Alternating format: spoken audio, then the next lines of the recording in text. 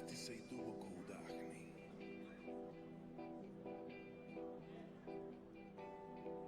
Prepusti svoje tijelo ritmu.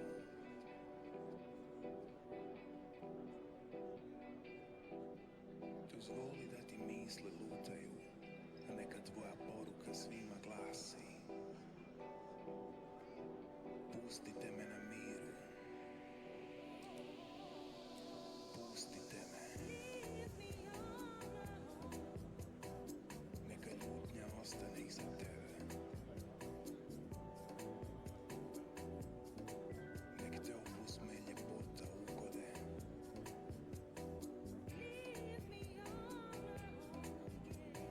Neka zaborav odvede sve probleme.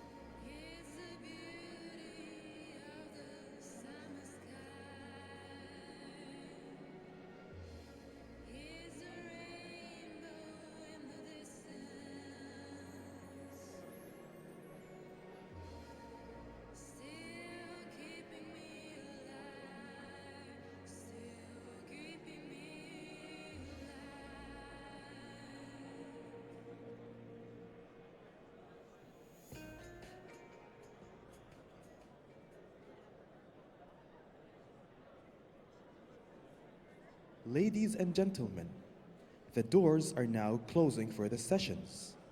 Please take your seats. حضرات السيدات والسادة، سوف تغلق الأبواب الآن للجلسات. الرجاء أخذ مقاعدكم.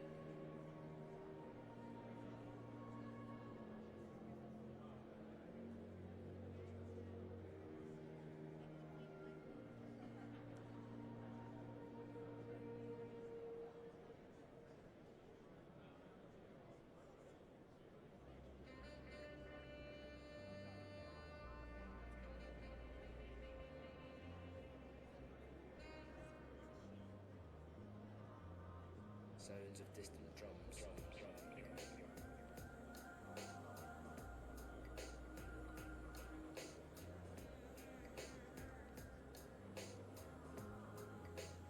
Colours of endless beige.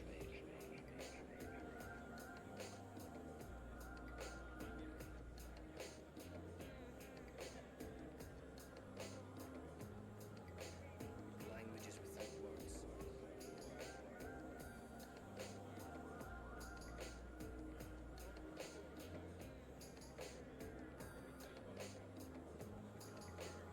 Waiting for the signal.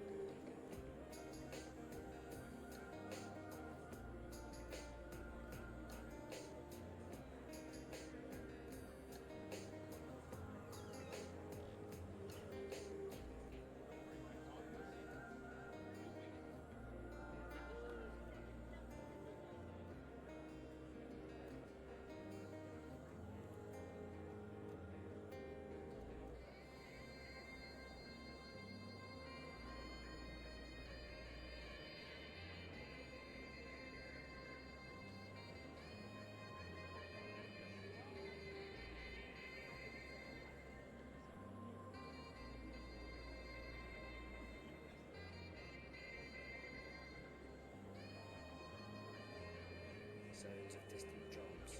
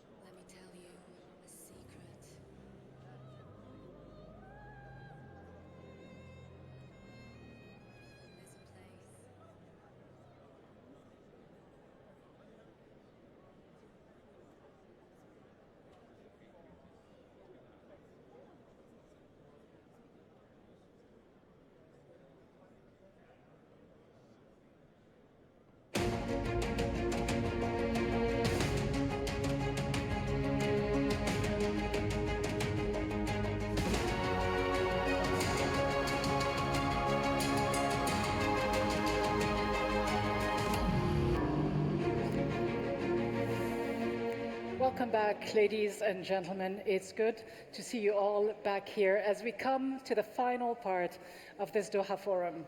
And it begins with one of the world's most renowned ministers of foreign affairs. He is recognized by his peers, his friends, and his adversaries alike as the diplomat par excellence, the quintessential diplomat, and you might argue he'd have to be, considering all of the extraordinary challenges that his country faces. It is a great pleasure to welcome to the stage the Minister of Foreign Affairs of the Islamic Republic of Iran, Javad Zarif.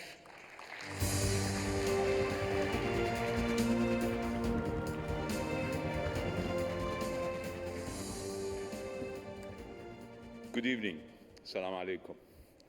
Bismillah ar-Rahman ar-Rahim. Distinguished friends and colleagues, it's a great pleasure to participate again in the Doha Forum.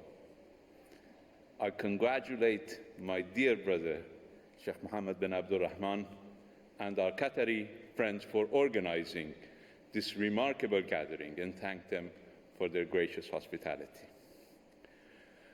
While we enjoy tranquility and security here in the heart of West Asia, our region is in severe turmoil. I believe the root cause of the multiple and chronic crises we face lies in a cognitive disorder.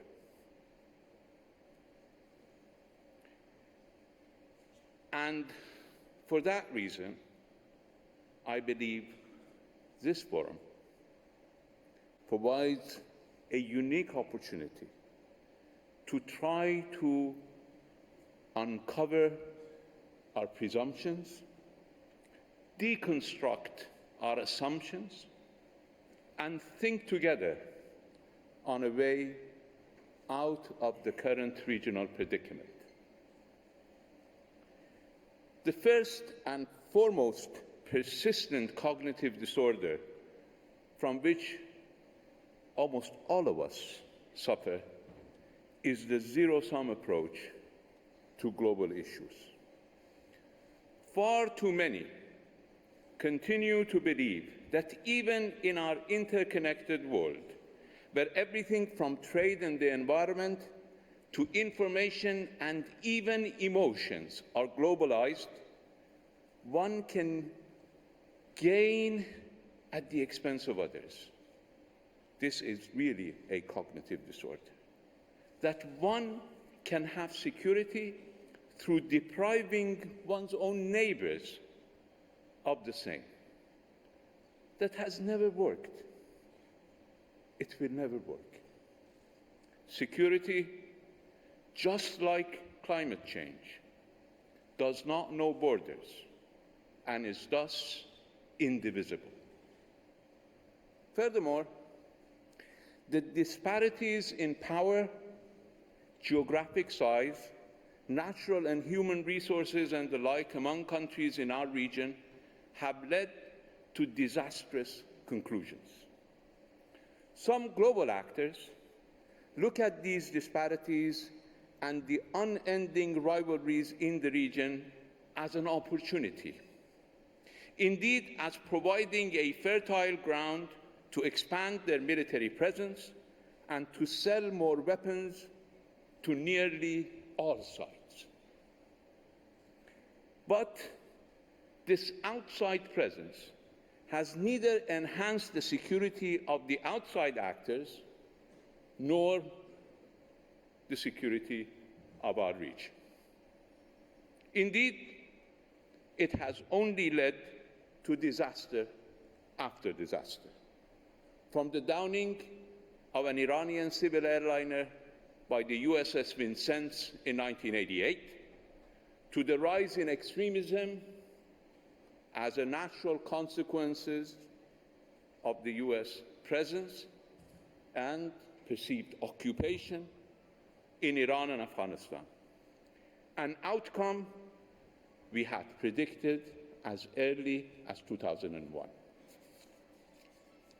As for weapons trade, the Persian Gulf states accounted for nearly 1/4 of all global arms imports during 2014-2018, almost doubling on average as compared to the preceding 5 years, which was already high. The United States obviously sold most of these lethal arms. But the real question is, and for people who believe there are spreadsheet people, they should answer this question. Have these vast US arms sales to the region recovered anything even remotely close to the $7 trillion that President Trump himself has acknowledged as having been wasted in our region by the United States since 2001? That's a question that can easily be answered by just counting. To be fair, global powers do not have a monopoly over this cognitive disorder. Unfortunately, nobody does. Some regional actors consider disparities as an opportunity to achieve regional hegemony. Saddam Hussein's invasions of Iran and Kuwait, the Saudi blockade against Qatar, and the war in Yemen are but examples of catastrophic miscalculations to use misperceived disparities to achieve regional hegemony. And most in this region, enjoying abundance of wealth, believe that everything can be bought. Certainly arms, including the most sophisticated ones, can be purchased in abundance. Sadly, even some foreign policies can be bought by the highest bidder. But can security be purchased? Can regional stability be bought? Distinguished friends, none of us, nor the global community at large, have benefited from this prevailing paradigm of exclusion, rivalry, and unending arms race. We in Iran, very much like our friends in Qatar, believe that we need a fundamental paradigm shift in our region, based on a cognitive readjustment and recognition of the imperative of a regional security and cooperation arrangement under the United Nations umbrella. This is not now, and this is not a new thinking. Indeed, we have proposing this to the United Nations since 1985.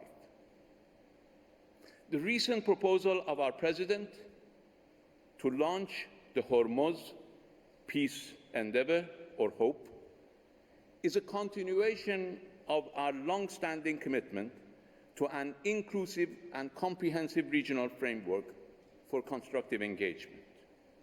HOPE is based on the recognition of the responsibility of every state in the region to ensure peace, stability, and prosperity in our neighborhood and to benefit from it.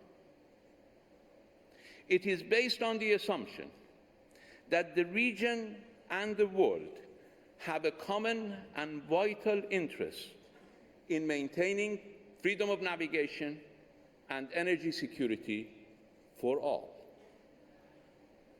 Through HOPE, our aspiration is to promote mutual understanding, to ensure the territorial integrity, political independence, and international boundaries of all regional states, to cooperate in eradicating terrorism, extremism, and sectarian violence, and to promote peaceful resolution of all regional tensions and conflicts through enhanced communication and agreed early warning systems.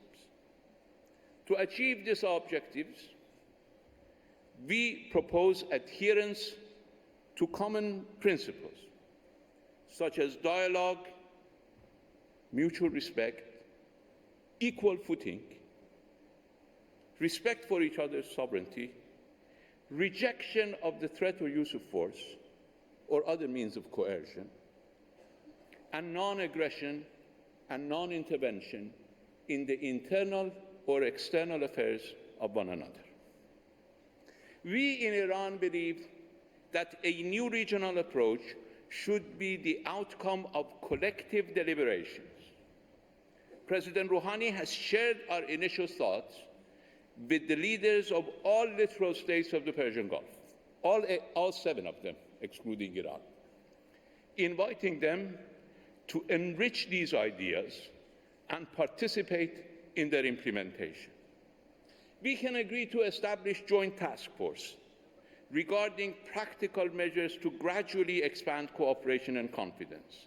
We should involve our private sector and academia in formulating and implementing innovative ideas. We should use fora like this to collectively elaborate the principles and the roadmap. We can envisage a broad spectrum of cooperation areas, from energy security to arms control, early warning systems, and the establishment of WMD-free zones. We can propose and agree upon confidence-building measures on the CSCE model, from water management to nuclear safety, or even military contacts and visits. We can begin the process or culminate our endeavors, whichever we choose, with the conclusion and the signing of an inclusive non-aggression and non-intervention pact among what we would like to call the Hormuz community. Distinguished friends, while many can argue that a paradigm shift based on regional cooperation and confidence building may not be realistic, they do not have much to show for the realpolitik paradigm that has repeatedly been tried and failed over and over again in the past 4 decades. There is a caveat I have to mention. Like the nuclear accord, no good idea can be pursued by only one party, and no agreement can be implemented by only one side. My friends, short-sighted behavior is unfortunately contagious.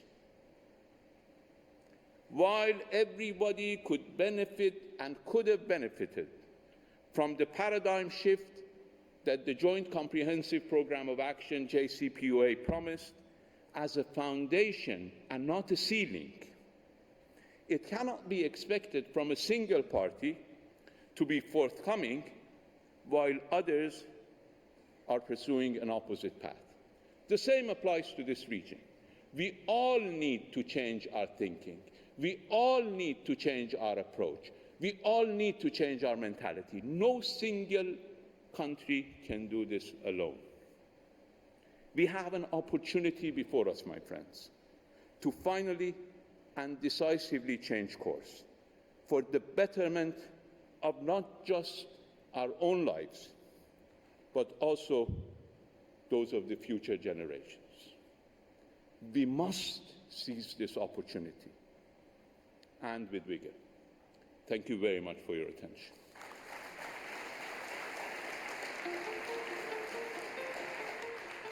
Thank you very much indeed, Foreign Minister Zarif, speaking both about the opportunities and the challenges facing international diplomacy. Obviously, Iran and issues related to Iran often being discussed within the corridors of international organizations and centers of power, and often being stuck and unresolved. Our next session is a panel discussion about the future of an organization that is turning 75. It is an organization that is often grappling with those thorny, unresolved issues of the past. In fact, it's been grappling with many of those same issues for the last few years, and seemingly either unable or unwilling to resolve them effectively. An organization that is often used as a fig leaf or a scapegoat. Today, it sits at an important crossroads. Not only does it face one of its most consequential financial crises of the last decades, some might argue that it also faces one of its more severe identity crises. So can the United Nations stay relevant if it does not adapt to today's changing multipolar world? Can it remain relevant if it cannot stand up to some of its most powerful member states? Can it be relevant if it cannot, in short, practice what it preaches? It's a pleasure to now welcome to the stage the panelists in this next session. So please welcome TIJJANI MUHAMMAD-BANDE, the President of the 74th Session of the United Nations General Assembly. Welcome as well to the former Secretary General of the United Nations, Ban Ki-moon, who is today the Deputy Chair of the Elders. Welcome ACHIM STEINER, the Administrator of the UN Development Fund, UNDP. Rosemary DICARLO, the UN Undersecretary General for Political Affairs and Peacekeeping, is also joining our panelists on the stage. VLADIMIR, VORONKOV, UN Undersecretary General for Counter-Terrorism. IBRAHIM GAMBARI, the founder and chairman of the SAVANNAH Center for Diplomacy, Democracy and Development. He is also the former chairman of the UN Committee Against Apartheid. So a notable success story there for the United Nations, but that was about 30 years ago. And finally, last but not least, FABRIZIO, HOCHSCHILD, DRUMMOND, Special Advisor to the Secretary General on the presentation for the United Nations 75th anniversary. Steve Clemens, Editor-at-Large of The Hill, will be moderating. Steve.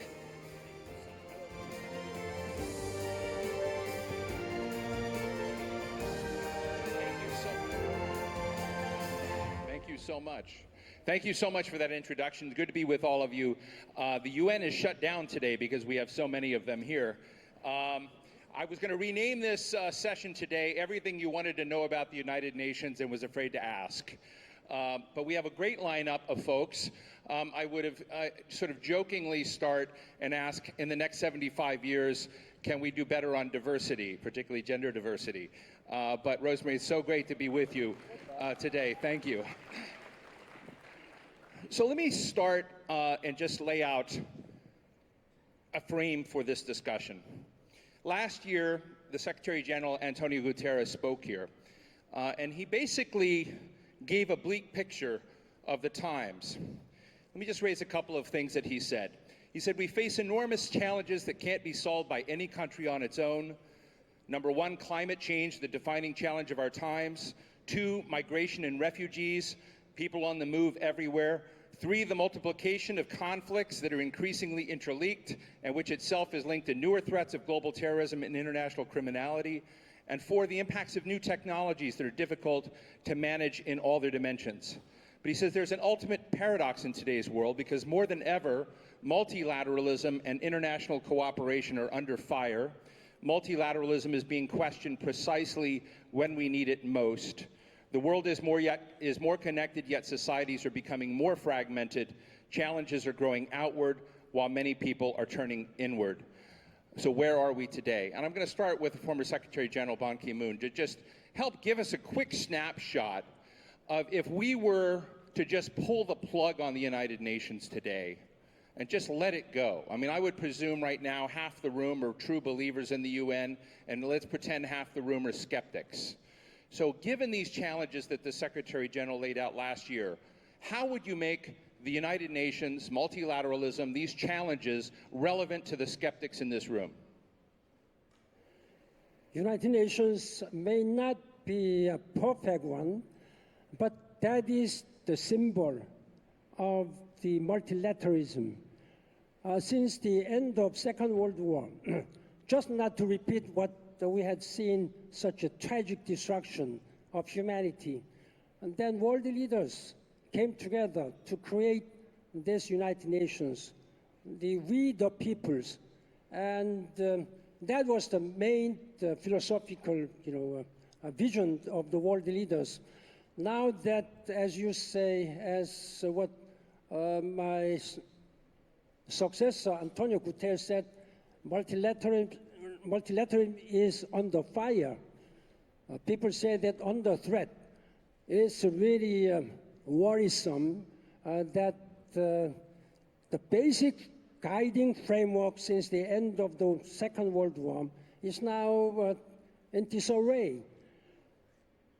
When multilateralism, the main assailant, who was the designer and constructor of this world body, is now stepping away from Human Rights Council. Then climate change agreement, which was adopted in Paris. Then I do not understand what is the message. There is not a single country, however powerful, resourceful one may be, can do it alone. I think we have to pool all our wisdom and resources together. But is that an answer? Because it sounds like you're criticizing about folks walking away from the Human Rights Council. But how do you push reset? I'm going to go to the president of the General Assembly now to ask Professor in just a moment about how to push reset. But the question is, well, before I leave you, Secretary General, you talked about the history and your lament that certain characters are not respecting. Okay, let me continue. Then we have to preserve and protect the international governance system. We have to do much more to make the United Nations empower the United Nations. Of course, the United Nations has been trying to be more accountable, more transparent, and more responsible. That is what we have been doing. Then everybody must work together. We have to make sure that climate change, Sustainable Development Goals with the 17 goals must be implemented to make sure that this world is better, more prosperous, more secure for our succeeding generation. I think that is a moral and political responsibility of the leaders of today for our succeeding generation.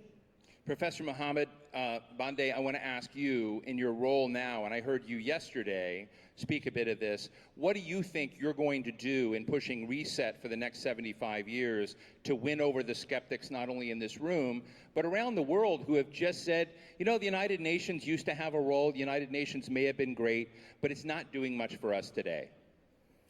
Thank you very much. I think several things can be done. First is to ask the questioners, what are they doing themselves before we begin to ask what others are doing? If we believe in the system, as we must, then let each country operate on the basis of what it says it will do. Then it has a stronger reason and basis to now say others to do the same. Now, so it's not in every actor, every stakeholder has a role and must play that role responsibly. Now, we also have to remind ourselves that it's needed once in a while that, angry as we are, for good reason, that we are not doing as much as we should be doing. We have gotten more people out of poverty. We have gotten more people in school. People are better engaged around the issues. I mean, 10 years ago, we wouldn't have gotten young people around the world talking about climate change. Now we have gotten them to understand the urgency of the issue. It is, whether you are talking of countering terror, and there are people who are better qualified to discuss with this, there are connections around the globe showing that, yes, even if there are people who are questioning this or that element, they are unable to disconnect from the system because we cannot see how. And I think to remind ourselves about what the United Nations has done, what multilateral organizations, not only the United Nations, have done to even bring home every day the notion that human beings are equal. The notion of rights, I think these are fundamental questions that we should always remind ourselves are around. They have become common because there is an organization that reminds and is insistent that this be the case. Thank you. I know that in your campaign, that I read your campaign on what you were going to bring to the job, and you laid out 4 points that you thought that your leadership in the UN could change the game and shift. And I wonder if you could address this issue of inclusion and human rights and empowerment of youth and women more specifically, because I do feel as if that's one of the areas in the world where you feel a strong pulsating current. And I'm interested in the fact that you felt that that was something you needed to elevate to a higher level in the UN. Was there sort of a distance from that mission that you felt needed to be corrected? No, I think it's not so much a distance. It is that this is a crucial element. The basis foundation of the modern world is the notion of rights and of equality. And whatever action we take that takes us away from this completely destroys the foundation. And that's why we must deal with inclusion. I mean, coming from a country that has non-colonial rule, you can understand the whole question why exclusion is a serious matter. So these are some of the issues that play into the issue of why are things important. And then look at what it has done when you end slavery, when you bring women into the fold, what remarkable things have happened because of these big ideas. And I think we should always come back to these issues because they animate what it is that we do. Ibrahim Gambari, you're the former foreign minister of Nigeria. You are a true believer. I'll put you in the believer camp on the United Nations, but I know you're worried about its relevance, and you've been working with Madeleine Albright on that as well. What are the top of mind issues that you felt you needed to move forward to answer today's question of how would the United Nations make it another 75 years? Well, I think, thanks for Steve for reminding me that I was foreign minister. That's ancient history. About 35 years. You said that, not me. But, you look so young. Well, don't be deceived by appearances. But seriously, though, here is the thing. We need to build a coalition, not just of the willing, but the coalition of the unwilling or the reluctant. Of the unwilling? And reluctant, yeah, you know. Because, and that's where I think Secretary General Ban Ki-moon was at another session today where he emphasized and agreed totally the whole global education for global citizenship. Catch them young. Let the younger generation realize, because the adults often forget, that none of the problems that are facing the world today, the climate emergency, the poverty, the violent extremism, can be solved except through multilateralism. So when the UN is under attack, when multilateralism is under attack, we should see that we are all under attack. That's why the private sector, the business community, the civil society group, NGOs must fight back, must push back on this attack on multilateralism, because it's impossible. Let me give you one example. They used to be taught that the issue of migration and poverty, that's an African issue, that the Europeans have learned now that that is not an African issue because it's becoming much of their issue. I want to check the figures, but I'm told that right now there are about 2 million Nigerians that have the right of entry into Britain. So it's really in the interest of Britain to help Nigeria to become stable and prosperous, because guess what? God forbid the worst happens, not people who want to enter Britain, but who already have the right. And what is true of Britain is also... So that's a bit of a warning, right? A warning, but because you have to then work with everybody else to address the issue of migration, the issue of poverty, the issue of violent extremism, what it is that push people from outside. So what you're suggesting is, I'm hearing, is that some of the nations that are ignoring their stakeholder response may need to be shocked. Absolutely. Shock therapy? But they can avoid that by really seeing the answer, not a withdrawal from multilateralism, but an embrace of multilateralism. Rosemary, I know that we're in Doha in Qatar, and so I want to be respectful, but in America we do occasionally have drinking games, so I'm particularly fine having orange juice drinking games. But whenever I hear the words multilateralism and governance, I feel like, oh, take another drink. That they get thrown around a lot. They become sort of sludgy words, and people's eyes glaze over if they're not part of essentially the UN crowd or the crowd of, I would say a lot of my friends in the global justice world are very comfortable with that language, a lot aren't. You've been America's ambassador to the United Nations, and now you're Under Secretary General for Political Affairs. And I know that you're sometimes put under pressure to explain why the UN matters. Is there a way to make multilateralism and governance more Twitter-friendly, more fun, more sexy? I don't know if I can make it more fun. Yeah. But what I can say is I think if we want to really reach audiences, we've got to speak their language. And the word multilateralism doesn't mean very much to an American. If you talked about rule of law, that means something. If you talked about saving the lives of young children who are under, risking in an area that's risking famine, that has meaning. So I think we have to think about it in terms of what is it we really do and explain it in that way, because just coming together doesn't necessarily resonate with a lot of Americans. So that's one. The other thing is we really do need to be a much better job of telling our story. I think we're getting much better at it now, but there are a lot of things that the world does not know what happens behind the scenes at the United Nations. That we're not just resolving conflicts, we're not just working on Syria and Yemen and Libya and Somalia, but we're also preventing conflicts by the envoys we send to the field, by the interaction we have with good offices of the Secretary General. This is an important story, I think, to tell that people just don't know about. When you take a job, any of you, I was going to go to, and I'll make sure we get everybody, but when you take a job in the UN, like you're doing now, and you had been our ambassador to the United States, Ambassador Voronkov had been ambassador for Russia to international institutions before, do you find it vexing to be both a public servant for the world as opposed to a public servant for America? Because I'm going to ask Ban Ki-moon for a minute. He's been giving a lot of his time in life to NGOs on climate change and raising, the temperature on NGO activities on that front. But we have members of the U.S. Congress that are not believers in science. We have certain people in the United States that are occupying the White House that are basically trying to ratchet down attention on climate change. But climate change is a major, as we heard from Mahathir Mohamad yesterday, climate change is very much on the agenda for the world. I just am interested in the personal human side of it. Do you feel vexed? No. I don't feel vexed at all, and I didn't find it difficult to become an international civil servant. I actually started my professional career as an international civil servant.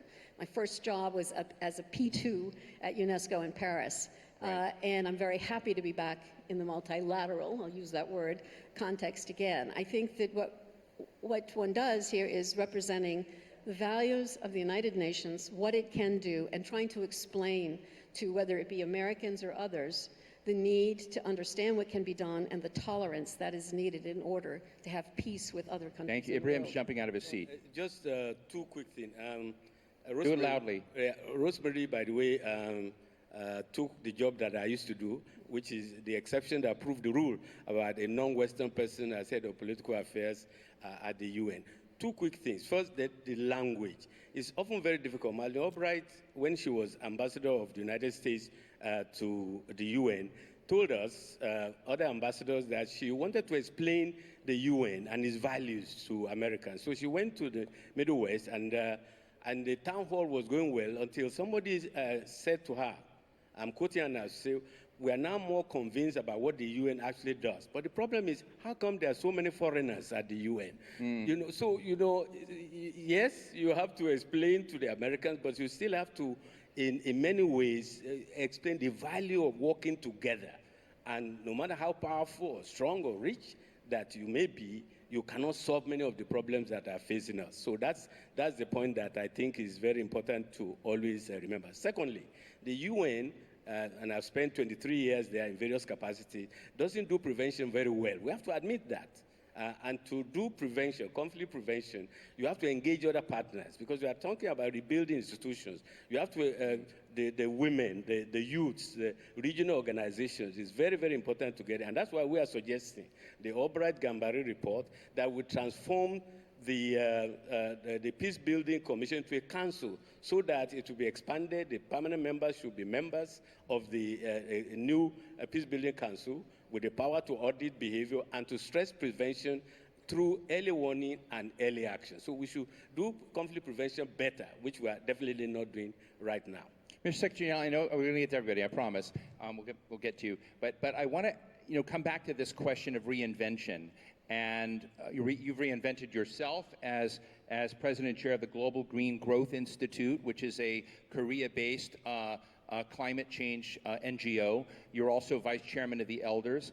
And I guess, you know, I happen to love the Elders. I like the Elders. But most people look at it as sort of this faraway group that sounds sort of, you know, creepy or distant, or they don't know about it. And so I guess coming back to the question of reinvention and gathering those people who may be skeptical, what are you doing? What are the Elders doing to, you know, create that spark of purpose that I think many people doubt is there today in the United Nations?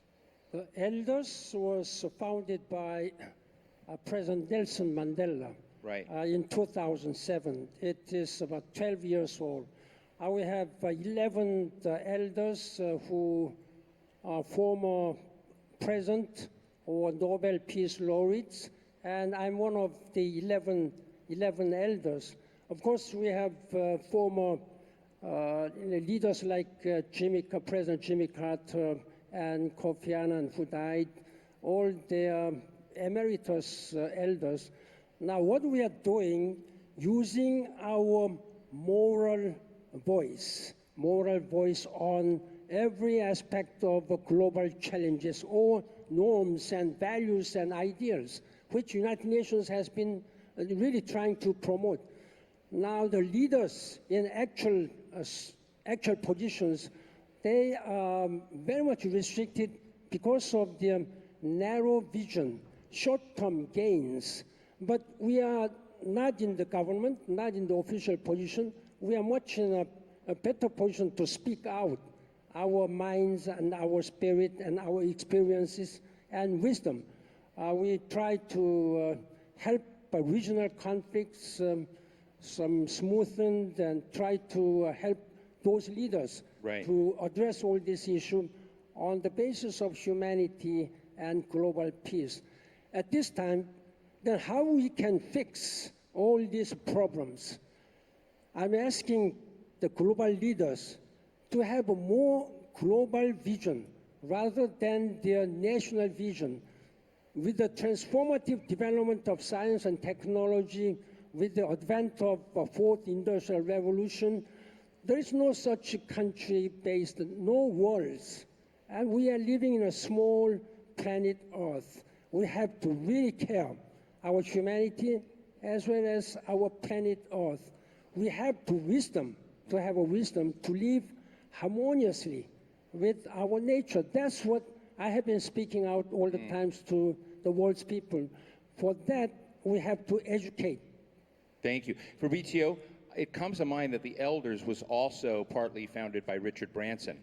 And there's probably no better marketer in the world than Richard Branson. So as I'm thinking, part of what I'm asking is not only substantive, it's also about new gloss, pushing reset, figuring out how to reach people that are unreachable. You are the person in charge of the 75th anniversary. You're helping to guide the course. How are you thinking about both what the buttons you need to push on the 75th anniversary are, and what do you need to do on the marketing front? I think the issue goes way beyond marketing, and I'm sure we're improving in that respect, as some panelists said.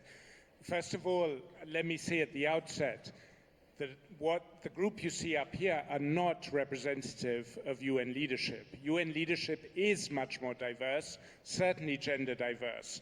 The Secretary General has achieved by now over 50% women leaders in the UN, building on what was done before by Secretary General Ban. That deserves applause. This is not the typical UN leadership you see before you.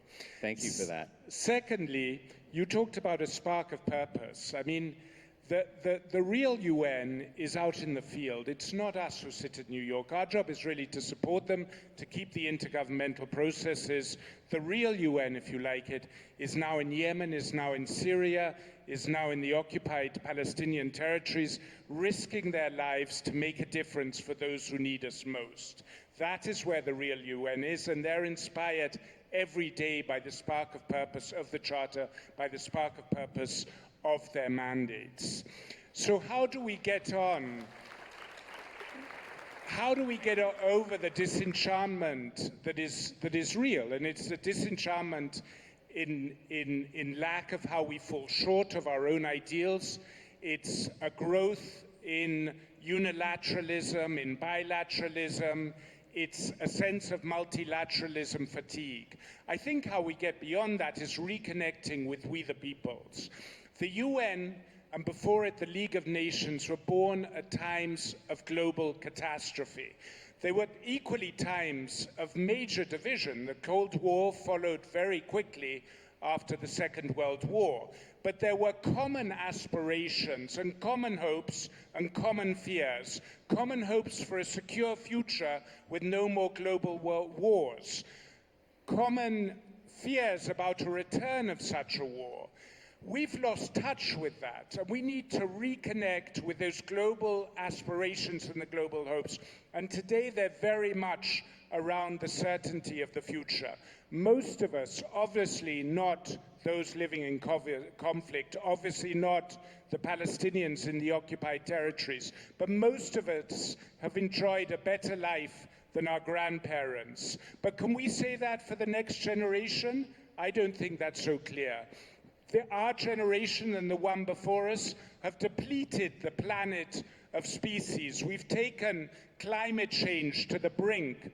We've invented incredible new technologies, but will they do more or less for equality? Will they do more for human rights or less? Will they do more for peace and security or less? Those are very open questions. And that's where we need to re-engage with people and draw on their aspirations, their hopes, as well as their fear, to re-engage the multilateral process. It's not the diplomats in New York who can do it.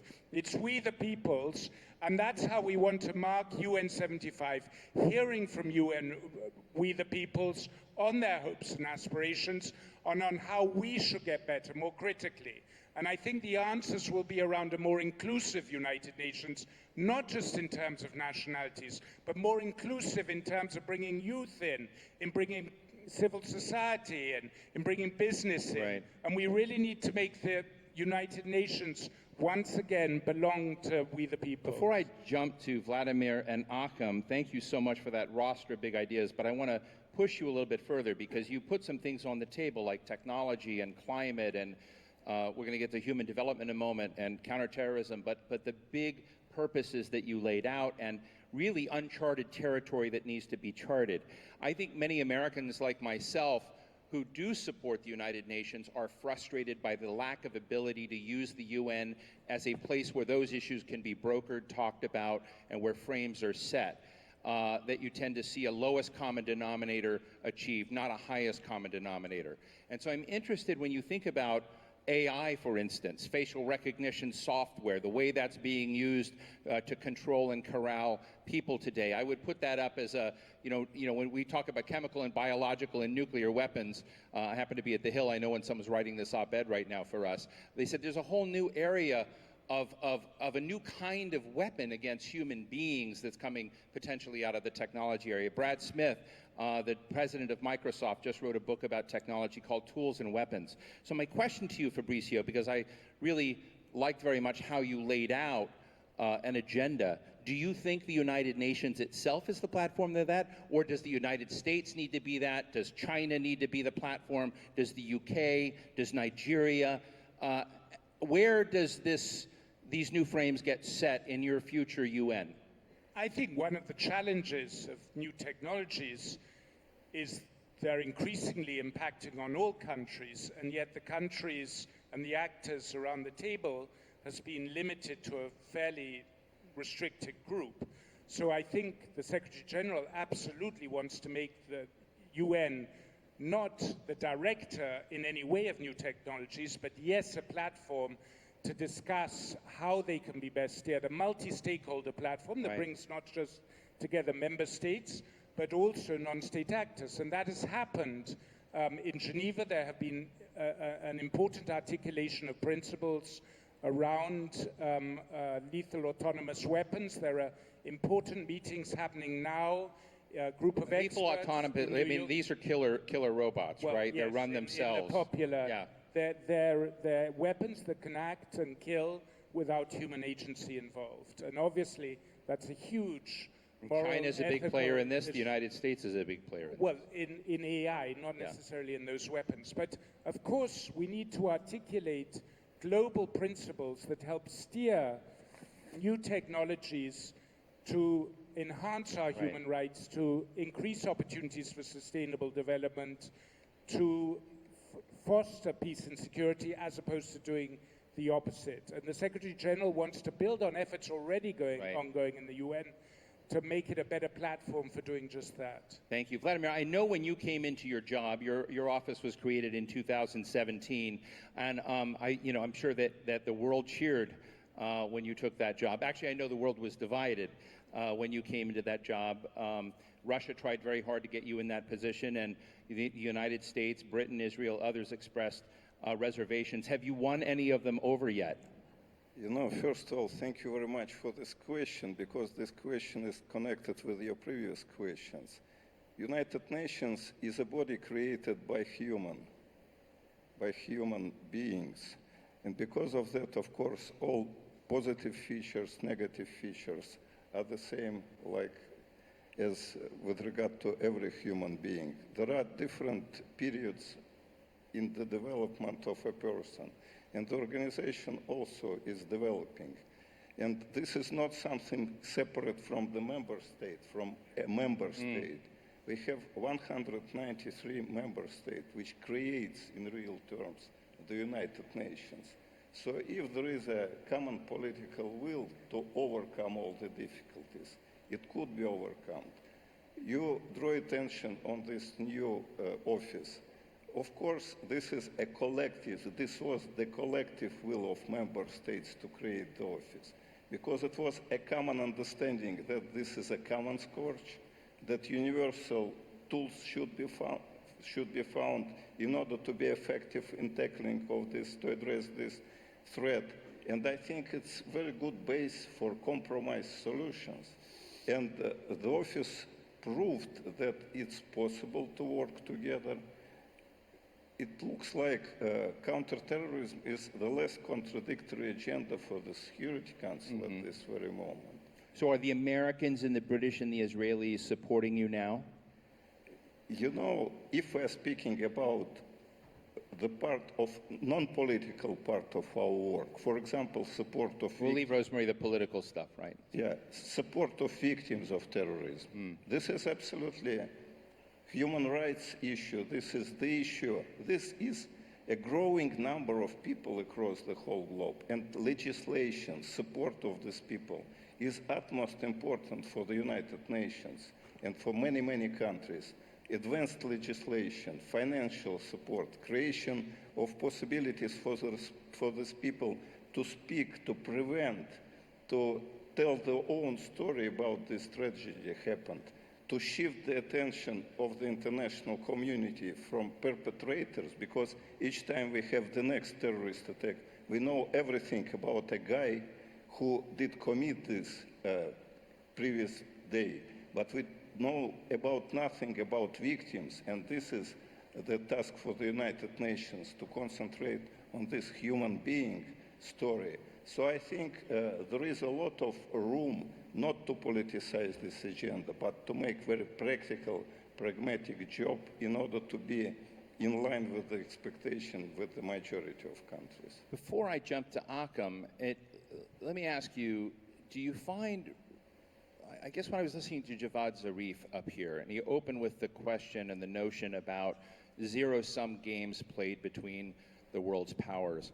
And as I look at our new president of the General Assembly and your task, you know, I worry about you. I mean, it's going to be a tough job because when you look at the past of the UN, by nations like the United States, Russia, and China, and some others, it's been a platform where zero-sum games have nonetheless been pursued. When I look at the Nigerias and some of the smaller nations in the world, multilateralism has paid off. That was the game that paid off. So within the same building, you could have different strategies. And so I guess my question to you in this important role you have in counterterrorism, are you able, and it's a similar question I asked to Rosemary, are you able as a Russian attendant, a steward of that counterterrorism role, to demonstrate a commitment to multilateral ethic as opposed to being an agent for a state playing a zero-sum game within the United Nations? Thank you. It's an excellent question. For example, in my office, I have 120 persons working for this counterterrorism agenda. They are from 65 countries. And to have a common reading, to have a common culture of action, it's also a very significant task for all of us. And it takes a lot of efforts to have common understanding what should be done in this international environment to be effective, to be in line with the expectations of member states. But we have universal instruments approved by all member states, like global counter-terrorist strategy. And reading of these documents, one can understand how to deal with this kind of issues and how to be motivated to achieve. Achim Steiner, if there is one part of the United Nations I see everywhere I go in the world, it's UNDP, the UN Development Program, focus on human development, so much tie into the Sustainable Development Goals. Tell us what your dashboard, in very brief form, what your dashboard looks like. Where are the human development moments that you're getting right? Where are the ones you're getting wrong? Stephen, I'll respond to that, but you issued a challenge earlier on and encouraged us to be interactive with you. Yes. So just a brief question to you perhaps at the end of the panel. You said when you think of some of the terms and issues we trade in the United Nations, your habit would be to take the next drink. So the question I want to pose to you is, what happened between you and the generation of your parents and your grandparents who actually were passionate about the idea of the United Nations? And the United Nations, I want to say this also as we look to the 75th anniversary, is not just an ism. It is actually a traumatically powerful idea. It is not an institution in the first instance, and it is also not just a bureaucracy, but the charter, the principles, the norms, the codification of international law have been extremely powerful and have been used by countries time and again. And that was the vision. And to some extent, remember the famous quote from Dag Hammarskjöld, the United Nations is not about getting you to heaven, but it is to protect you from ending up in hell. So I think it is important that we don't transact on the 75th anniversary the value or the perception of the United Nations as an institution, organization, whether it's the Security Council, the Secretariat, or UNDP, but we go back to this extraordinarily powerful idea that people have sometimes lost sight of, and then indeed judge the different consequences from there, whether they meet expectations. But I think it is important because we have ended up in a conversation where the state of the world defines the perception of the United Nations. Now, very briefly, you asked me, as the development program of the United Nations, well, we are a living expression of a fundamental conviction, the notion of solidarity, that in the end, the richer countries will also be better off if poorer countries are able to acquire the means by which to develop their economies, their nations. Outlook today, I have very little time, so let me say the Human Development Report that UNDP has just published for 2019 is one lens through which you can look at the state of play. Economic development, immense. The fact that we now have, across the world, a sense of disenchantment with political leaders, the institutions that represent us, and the outcomes of economic choices that have often been defined as successes, namely in GDP growth, in income per capita, in Gini coefficients, clearly are not correlating where people want to see some of the values that define societies thrive. And there are things that we have achieved. Development is an extraordinary success story over the last 200 years. But as we look forward, the advent of new technologies, climate change are great drivers of inequality. And if you ask me about two elements that we need to be concerned about, it is the ability both as nations, but as everybody on this panel has said also, as a community of nations to tackle them, because otherwise the risk to the future is extraordinarily high. And to my right sits Secretary General Ban Ki-moon. It is during his tenure that the world actually in 2015 came together remarkably to agree on what has become the Sustainable Development Goals, but actually was borne out, if you turn it on its head, on the risk map of the 21st century. The Sustainable Development Goals turned into risks, give you a lens on where the world is bound to work together, otherwise it will fail. And if you doubt this notion, then watch the evening news right now and see how people across rich and poor, large and small nations are reacting when they lose confidence in their leadership, in their institutions of government, and ultimately turn to what we then have to address, whether through a prevention, a crisis, a humanitarian response, namely the falling apart of societies. That's the prospect that we are not only addressing as the United Nations, but each nation in itself is struggling with. Thank you. That's a great, I'm going to very quickly answer your question, then I'm going to ask you all a zinger, and then we're going to go to the audience with the last few minutes that we have. But I'll tell you very simple. In my view, the kinds of things we built after World War II were generated to build higher and higher trust, more and more stability, and from a selfish, there's always selfishness, a bit in selflessness. And the selfishness of the United States, at least my family, was I grew up in Japan. I was sharing with Ban Ki-moon. I've been to Korea many times when I was in high school, because we were serving the world, but the America got a kind of payback. And that's where the reserve currency of the status of the dollar was. There were certain sort of quid pro quo dimensions, excuse the word quid pro quo, but there were dimensions of that where people felt they were winning by being globally engaged. And as globalism took over, globalism was another way to say we had higher and higher trust networks. You were moving people and ideas and institutions more rapidly around the world. That connectivity is there, but fear has been injected. And I'll go back to Secretary General Guterres' comments last year. He said fear is the new catchword of everything, and that there's a trust deficit disorder in the world, not only in this question, but everywhere. And I think that's what's happened generationally, as they feel that they've become disconnected, more fearful, walls are back, the Tom Friedman, Kenichi Omai, borderless world no longer exists. And that's what I think certain countries, at least the Western world, thought it was building. So that would be my answer, but we can have drinks about that later, orange juice. But let me just ask you, there's a great report here that I would recommend that people look at. His Excellency, the Foreign Minister, who I think was in here, as well as Ban Ki-moon, co-chaired a process called Reimagining Governance in a Multipolar World, and it's a Doha Forum report. I highly recommend you look at it. Much better than I thought it would be.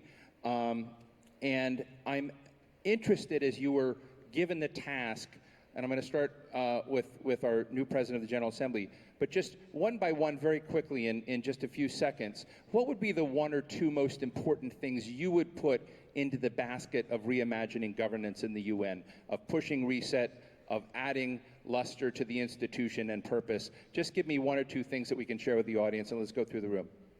Professor. Yes, I think it's really the whole question of trust, that first, not only within member states, but also the real effort that has been made around the notion of working as one. We are not dealing any longer with simply the General Assembly, the Security Council, but really we are talking a language. In spite of some of the subcultures that have developed over time, we are still developing a language of how we speak relating to urgencies concerning conflict, concerning inequality. These are the issues. Right. Secretary General. The one area we have not touched as a way addressing the strengthening the global governance is how to deal with all this rising nuclear threat. We've been talking about climate and sustainable development, human rights. It has been all the discussions. Now, I'm deeply concerned about this cancellation of INF. Then all this architecture which has been created between the nuclear power state is now broken. Therefore, it will be important. Now, as elders, we have been proposing and suggesting to nuclear power states that what we call, they should take nuclear minimization agenda, which can be termed in 4 Ds. First of all, first D stands for declare that there will be no forced strike, no forced use.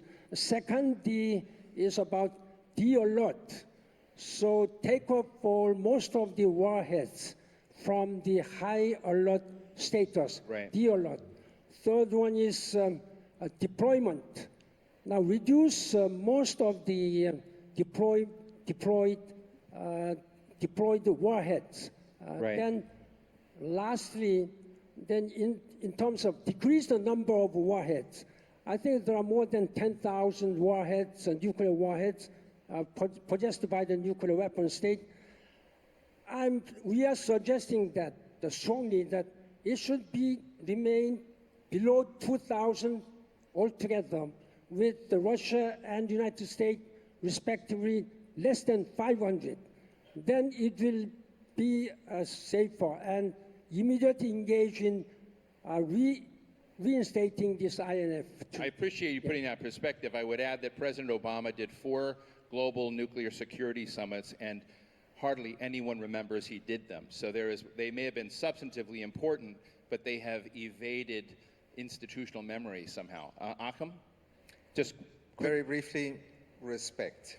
I think we forget that the United Nations essentially is the member states in their multiplicity, in their divergent interests, and not united, that ultimately define the value of the United Nations. So if we are looking to a 75th anniversary, I think one of the things we have to do is remind ourselves why we created this institution and why it needs to be respected in its charter, in its norms. It's not a supermarket where you serve yourself one day and ignore it the other day, because this is what has undermined the United Nations and damaged it so often.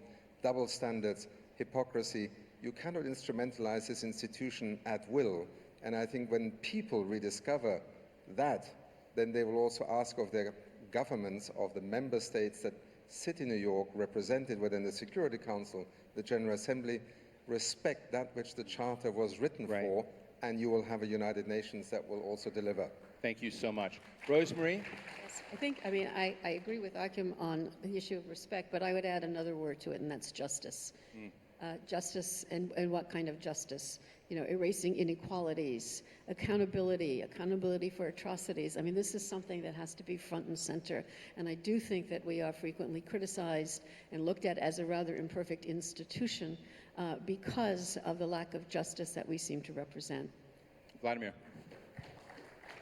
Very briefly, trust and confidence, key words absolutely for the current, to overcome the current difficult situation of the organization, but also, again, to look at the roots of the organization. It's very important in critical periods to remind ourselves that the current structure is a product of different forgotten compromises. We need to restart discussion about how to revive, how to restore the spirit, the letter, and the work of the organization. Thank you. Very, very important. Very briefly, inclusiveness. Inclusiveness at the national level and inclusiveness in terms of global governance. And that's why we feel the time is ripe to look at, not necessarily next year, but soon, really how to put inclusiveness back in global governance, so that the kind of recommendation we are making to have a World Summit on global governance and reimagining how the structures of the global institution will actually serve the needs of the people, so that the preamble of the Charter will really get meaning with the peoples of the United Nations. FABRIZIO. Obviously, I echo everything that has been said, but just to add to the list, I think reconnecting with our founding values. In times of realpolitik, of heavy power politics, there's a temptation to duck below the wall and keep one's head down. I think now we should unapologetically uphold the norms and values upon which UN action is based, in particular the Universal Declaration of Human Rights, but also the Charter-based ideals of social justice, peace and security. And then I think we need to connect better with youth. I mean, most people agree that we are at a watershed moment in human history, by virtue of new technologies, by virtue of the evolution of geopolitics. And we need, if we are to transition to be inclusive in terms of bringing youth in and listening to them and trying to live up and change according to those aspirations. And that's what we want to do. That's how we want to mark UN 75. And we really hope for all your help with that process. Thank you. I wanted to take questions from the audience, but I've told that we have a time restriction that I need to adhere, so we're not be able to do that. So I'm going to finish. First of all, this has been a wonderful discussion. I want to thank, it's not often that 7 panelists can interact so well, so quickly over so much terrain. But I want to go back to the Secretary General last year, because there was one element, we touched on it a little bit, but not perhaps as much as I would like if we're reimagining a United Nations that matters for the future. He said last year, in his comments on this stage, genetic engineering can cure diseases, but it can produce monsters, i.e. CRISPR babies, etc. The internet is essential to our lives. I think it will be impossible for most of us to live without the internet helping us as much as we do, but there's also a dark web of a haven for terrorists, international criminal networks, and those profiting from sexual exploitation and abuse. I would also say, editing this, that what we've seen in Xinjiang in China is absolutely horrific. What we've seen in the use of internet by hate groups within the United States and elsewhere around the world and populist movements, these are areas that the United Nations has not played as much of a role in. So Fabrizio, I hope you get your wish there. Artificial intelligence will help power economies achieve the Sustainable Development Goals. It will be a fantastic instrument to generate wealth and profit in the world, but at the same time we will face tremendous disruption in the labor markets. There will be an enormous amount of jobs created and then an enormous amount of jobs destroyed. They will not be the same. It will be very difficult to recycle people. I find these important because as we get into a moment of celebrating the contributions and success of the United Nations, as we ponder, I think it's very important to look at what lays out there. So I want to thank all of you. Please give a big round of applause to IBRAHIM GAMBARI, Ban Ki-moon, Rosemary DiCarlo, TIJJANI MUHAMMAD-BANDE, VLADIMIR, VORONKOV, FABRIZIO, HOCHSCHILD, and ACHIM STEINER. Thank you all so much.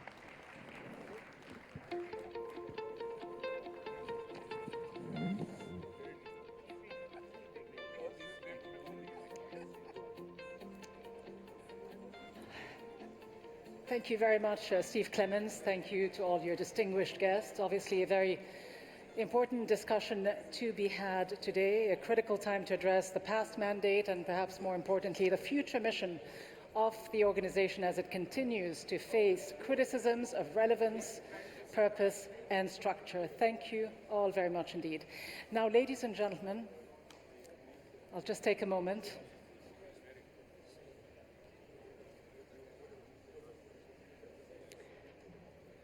Ladies,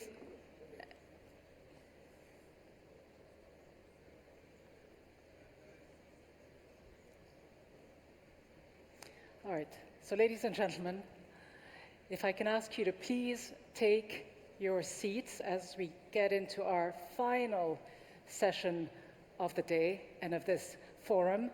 Please take your seats, ladies and gentlemen, as we welcome back to the hall the Prime Minister of El Salvador, Nayib Bukele, the Prime Minister of Somalia, Hassan Ali Khairi, and the Prime Minister of the State of Qatar, His Excellency Sheikh Abdullah bin Nasser bin Khalifa Al Thani.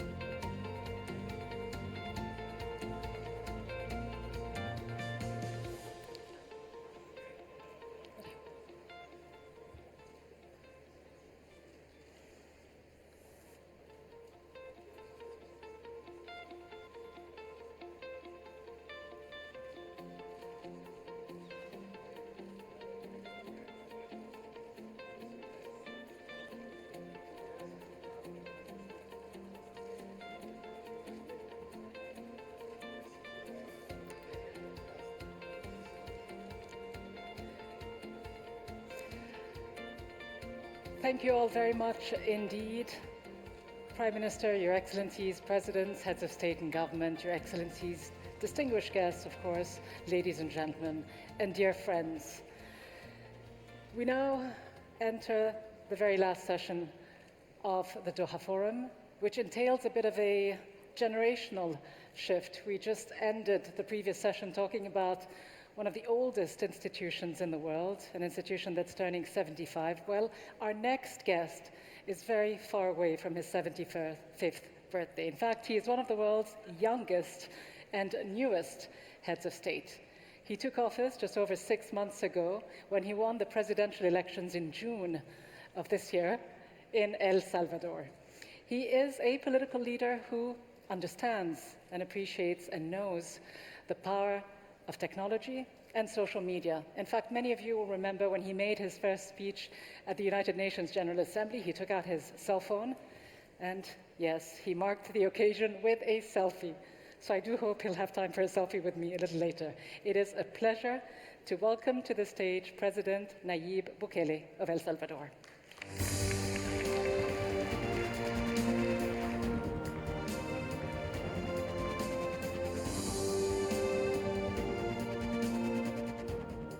Thank you, everybody. Your Excellency, Abdullah bin Nasser bin Khalifa Al Thani, Prime Minister of Qatar. Your Excellencies, Prime Ministers, members of cabinets of all the countries participating in this forum, my wife Gabriela, and my daughter Laila, who's just turned 4 months today.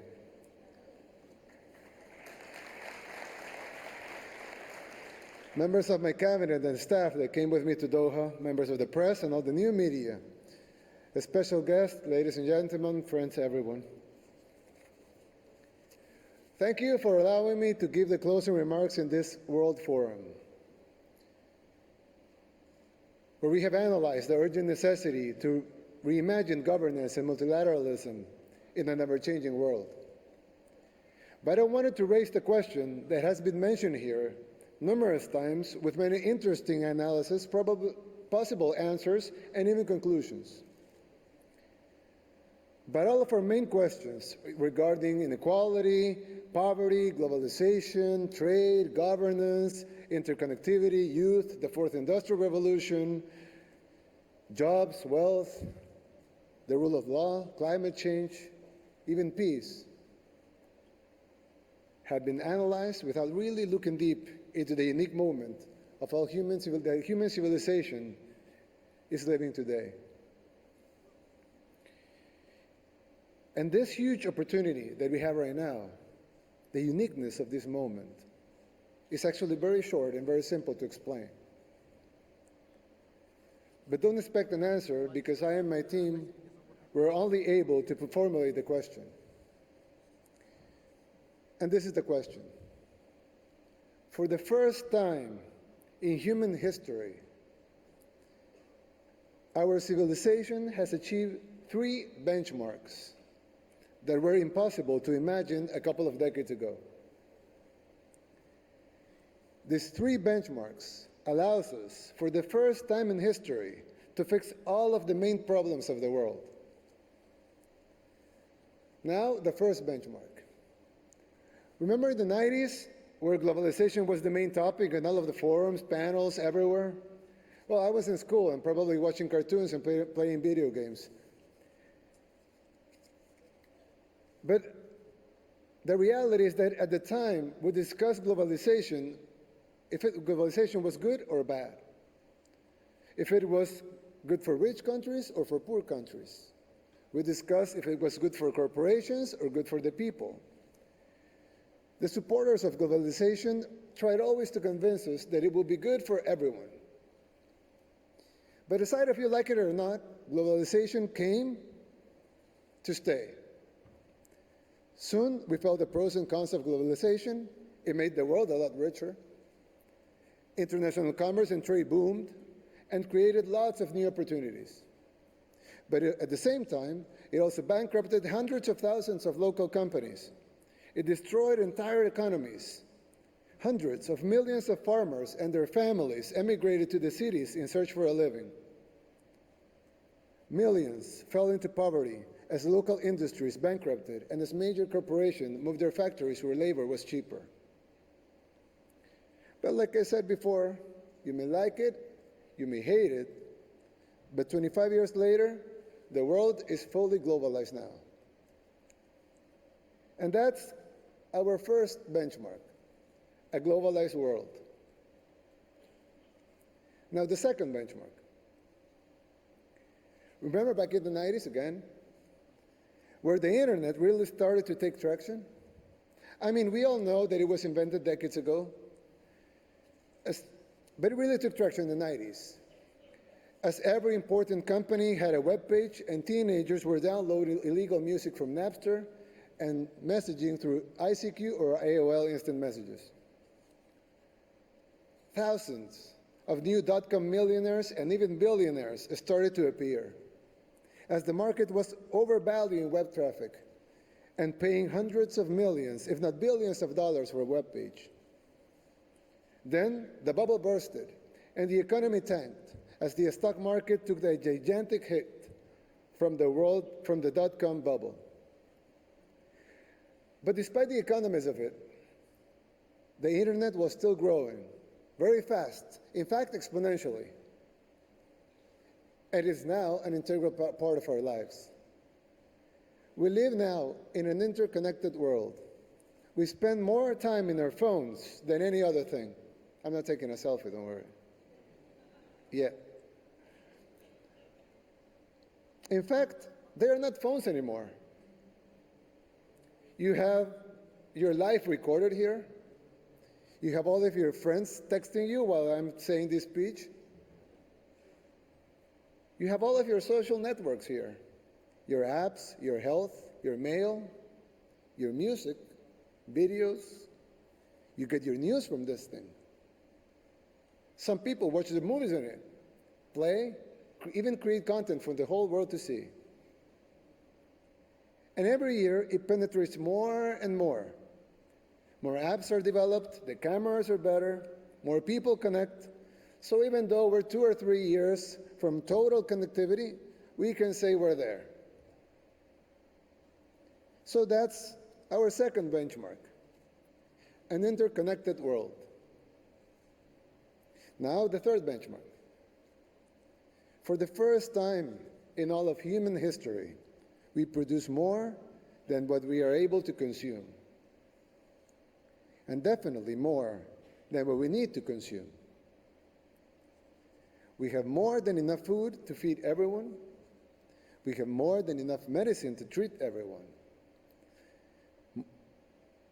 We have more than enough wealth and materials so everyone can have a decent home. A nice school for all children. A good hospital for anyone with a disease. All necessary roads can be built. All necessary transportation systems can be built. We have enough wealth to stop climate change, to even undo some of the damage we have done to our planet. We have enough wealth and resources to stop all armed conflicts, to provide a decent living for everyone. But instead of that, millions of tons of fresh food are dumped every day, while millions of humans are dying of hunger and malnutrition. Millions of tons of medicine are destroyed because their due dates are past, while millions of people don't have access to health care or even vaccination. Inequalities on the rise, and unnecessary conflicts are created. But with all the bad things happening, one thing is certain: production and worldwide wealth is at all-time high. And that's our third benchmark. World production is now enough for everyone. Humanity never dreamed of having these three ingredients, but now we have them. So we are now able to end poverty, to end hunger, to care for everyone's health, to provide a great education for everyone, to stop climate change, to stop all wars. We just need the political will of the leaders of the world. This couldn't have been done before. This couldn't have been said before because the world wasn't globalized. So if you needed a product from India and you were in Mexico, well, that was a tough one. Before the world was interconnected, just to give you an example, a health record from a person in Brazil could take days and a lot of resources to reach a doctor treating that same person in Germany. A software developer in El Salvador, in my country, could not collaborate with a developer in Japan, and both of them be able to create something new, putting pieces together from both sides of the world. Now they can. Before we produced enough of everything, we couldn't feed some without leaving others with no food. Nations and societies had to compete only to survive. But we have none of those problems anymore. We are now fully globalized, fully interconnected, and we produce more than what we need to consume. So there, no more excuses, no more benchmarks to be met, no more time to wait. So we are obliged, it is our responsibility to create the world every generation since the dawn of civilization has dreamed of. We have the three ingredients humanity never had before. Let's find the formula for this new era. So, what are we waiting for? Thank you very much. Thank you. Thank you very much, President Bukele, for helping us end this forum on such an uplifting, positive note. I too brought my cell phone, just in case we could do that selfie. We could do it now. Okay, excuse us for just a second.